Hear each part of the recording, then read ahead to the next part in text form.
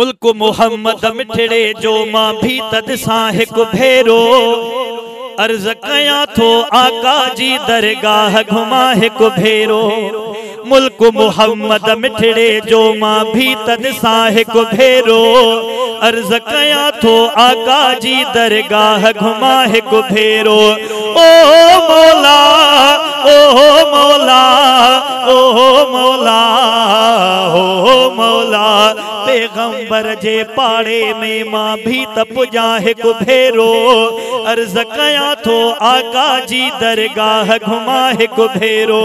मुल्क मुहम्मद मिठड़े जो मां भी तद सां हिक भेरो अर्ज कया थो आका जी दरगाह घुमा हिक भेरो। ओ मौला ओ मौला ओ मौला ओ मौला पैगंबर जे पाड़े में मां भी त पुजा हिक भेरो अर्ज कया थो आका जी दरगाह घुमा हिक भेरो।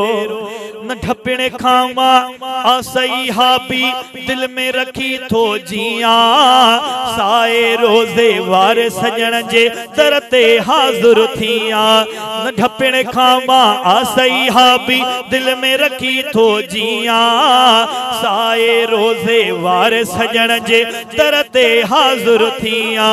ओ मौला ओ मौला ओ मौला ओ मौला सामू सजणन जे सलवातो मां भी त पढ़ा हिक भेरो अर्ज कया थो आका जी दरगाह घुमा हिक भेरो।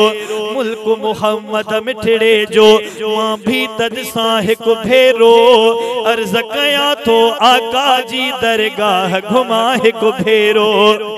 सालों साल वञन था हाजी ज़ियारत के ही कन था हजरे असवद खे दई चुमियो ज़मज़म भी पियन था।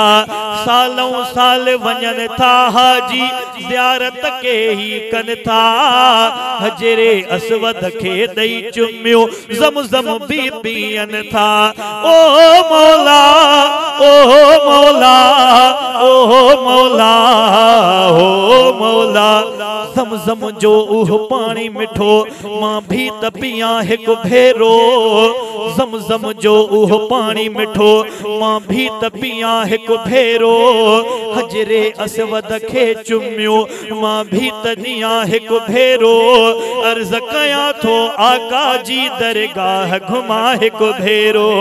मुल्क मुहम्मद मिठड़े जो मां भी तद सां हिक भेरो अर्ज कया थो आका जी दरगाह घुमा हिक भेरो। ओ मौला ओ मौला ओ मौला ओ मौला पैगंबर जे पाड़े में मां भी त पुजा हिक भेरो अर्ज कया थो आका जी दरगाह घुमा हिक भेरो। मुल्क मुहम्मद मिठड़े जो मां भी तद सां हिक भेरो अर्ज कया थो आका जी दरगाह घुमा हिक भेरो। मुझी दिलड़ी दीवानी थी सोहणे नबीअ खे सारे इतबार चवे अरमानो आहे मता मौत वगे मुखे मारे। मुझी दिलड़ी दीवानी थी दिलड़ी दिलड़ी दिलड़ी दिलड़ी दिलड़ी दिलड़ी दिलड़ी दिलड़ी मुझी दिलड़ी दीवानी थी सोने नबीअ खे सारे इतबार चवे अरमानो आहे मता मौत वगे मुखे मारे। ओ मौला ओ मौला ओ मौला ओ मौला रोजे जे मां भर में बिही उते नात चवा हिक भेरो अर्ज कया थो आका जी दरगाह घुमा हिक भेरो। रोजे जे मां भर में बिही उते नात चवा हिक भेरो अर्ज कया थो आका जी दरगाह घुमा हिक भेरो।